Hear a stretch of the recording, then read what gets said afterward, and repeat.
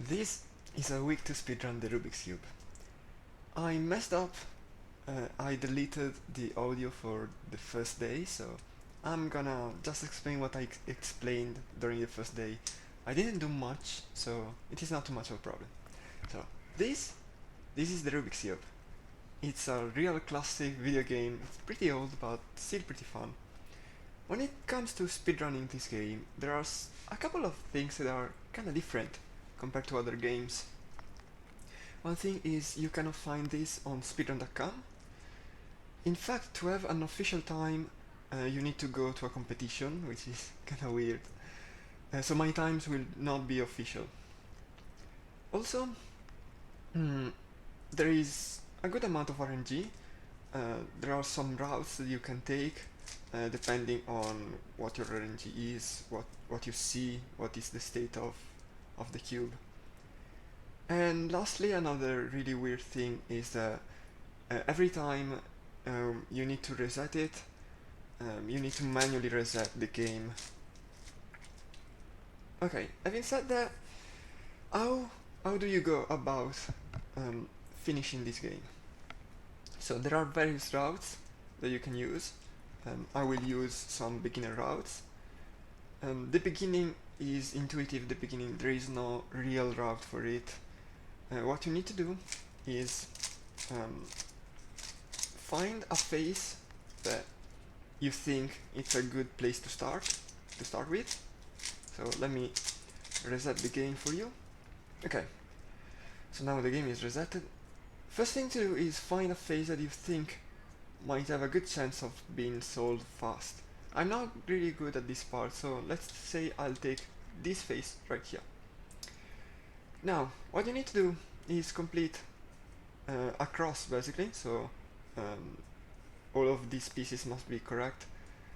So the first thing that I would do is this piece, I would move it here, because it matches the center of this face. This piece is not in the correct place, even though it is blue and it is supposed to be blue, because it needs to match up here too. So I can do something kinda like that, but okay, this is more like it. Kinda like this. It is not easy to do while holding the cube like this, it's kinda weird. And you go on about doing the rest. So let me quickly do the rest. I make the cross. The next step is also intuitive. While holding the cube like this, so I hold it with this face down, I am supposed to fix basically all of this. Every piece below this point should be fixed. And there is no real way to do it with routes, with weird fancy tricks, nothing like that. You just need to do that instinctively. The rest I've explained in the rest of the video, so it's not much of a problem. Last thing I could say is that the movement track is really good. Like, it's really satisfying and you can go really fast. And this is it. I'm sorry that I messed up the recordings. Also, my mic in the last video, I don't know why it is not really good. But yeah, for the rest, everything went fine. Please enjoy the rest of the video. As I said yesterday, I practiced a little bit with my beginner method. And I researched various routes. There is one route that beginners usually learn, which is what I'm gonna do. I don't have much time today, sorry, but I'm gonna show you one interesting way to denote routes in this video game. It's kinda unique, I think only this video game does something like this. So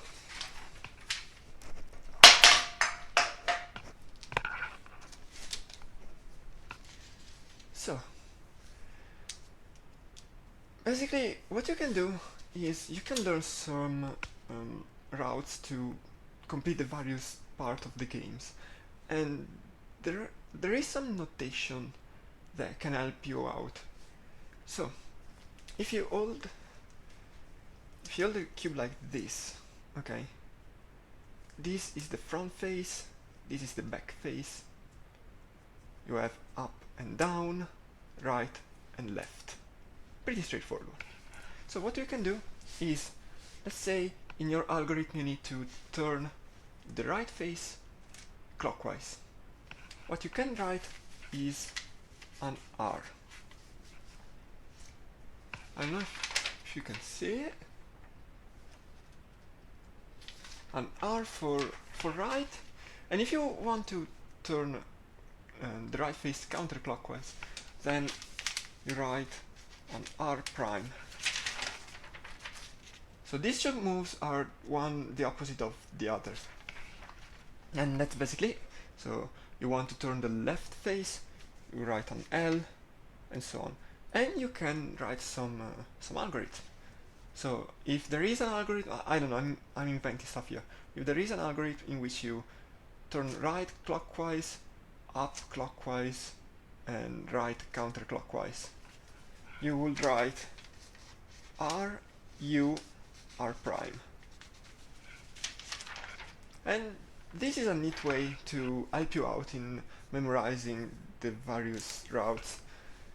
It's a really interesting take on speedrunning this game, I would say. It's the only game that does something like this. And there are some routes that now I need to learn. I will do it off camera for today, and tomorrow I'll see what I can do. Today is the third day, and I did some practice yesterday. I'm starting to be able to handle the cube much faster. Yeah, the movement tech in this game is pretty satisfying, and I'm starting to be able to get it right. But the next step is pretty difficult.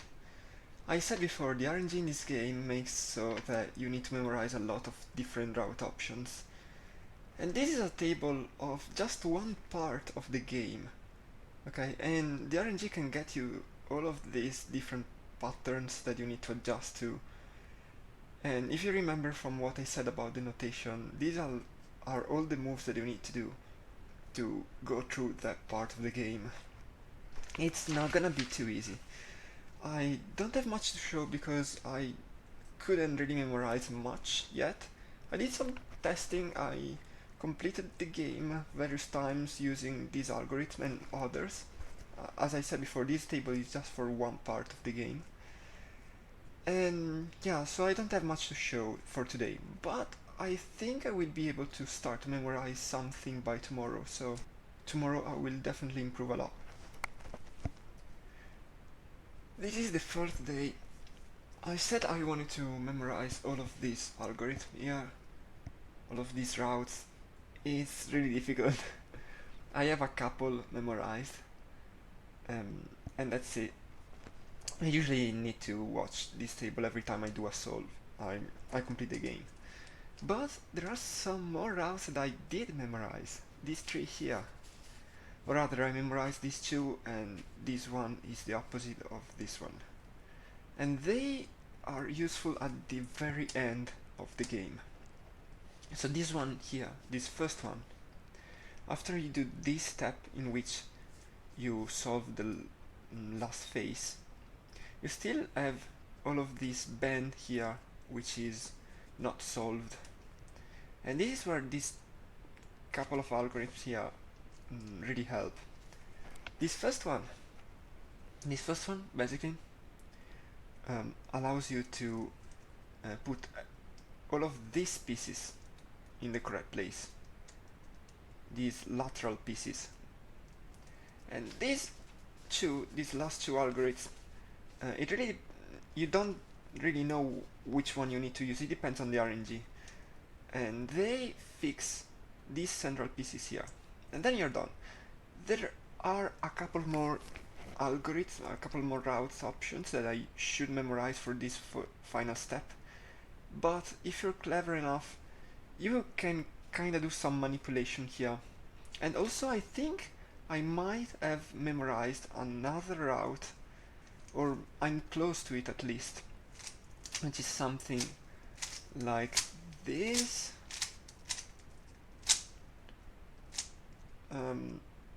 Almost. You kind of repeat this a bunch of time, and yeah, okay. As you can see, I swapped these pieces, so I also have this route memorized. I'm doing progress, I'm doing progress. I'm a bit faster in the movement, but while performing these routes, it's not that easy to go fast. Now I really need to memorize these bad ones. These are gonna be really tough, and I don't have many days to do so. And finally, we are here. I didn't record anything for the last 2 days because it was basically all the same stuff that I did on the fourth day. Trying to be faster, trying to remember all of these routes. I don't remember all of them, so I'm gonna I'm gonna look at this table when I do attempts right now. And yeah, the only thing remaining for me to do is to do some attempts. So, the rules for this game are kinda weird when it comes to attempts. These are not gonna be official attempts because only in competitions you can have official attempts. Also, the rule states that you have 15 seconds to look at the game, to understand the RNG, and then you need to start playing the game. So I actually cannot see the game when I reset it. You need to trust me that I'm not cheating, I'm not looking at it because I don't have a way to hide the Rubik's Cube. And yeah, let's do this. I'm not incredibly confident, but I don't know. I guess that should be enough. Now I have 15 seconds. I'm not gonna record these 15 seconds. Like, I'm not gonna keep track of how much time I take to look at it. I'm just gonna look at it really quickly so that I know what to do. Okay, I guess, yeah, I guess I start with that phase. 3, 2, 1, go. Okay, this is this is pretty weird doing it fast suddenly. Okay, that goes like this, and this goes like this. Okay, everything is correct here. Uh, let me see. This is the reverse one, so like this.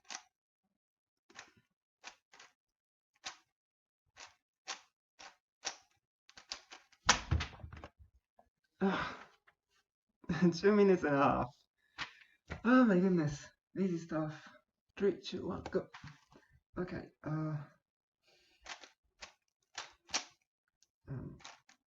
Yellow. Let's see. The beginning is always kinda weird. Messed it up. It also was pretty slow. Okay, let's try again. Okay.